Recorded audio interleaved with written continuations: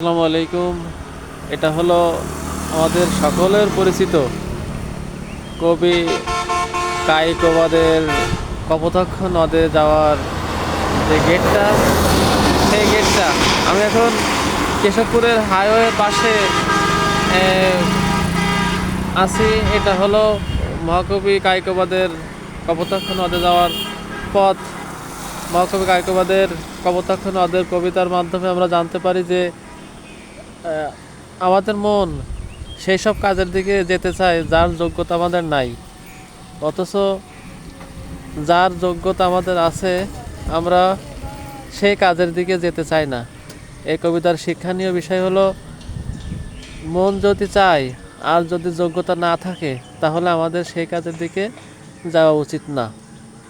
আর আমাদের যতটুকু যোগ্যতা আছে, আমাদের যোগ্যতা অনুযায়ী যদি আমরা সেই কাজের দিকে যাই তাহলে আমরা সফলতা অর্জন করতে পারবো।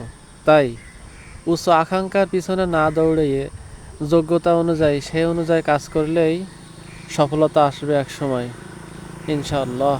এই যে কপোতাক্ষ নদের কবি মাইকেল মধুসূদন দত্তের এখানে মনে হয় কিছু বাণী লেখা আছে। এই যে এখানে কিছু বাণী লেখা আছে, এই যে।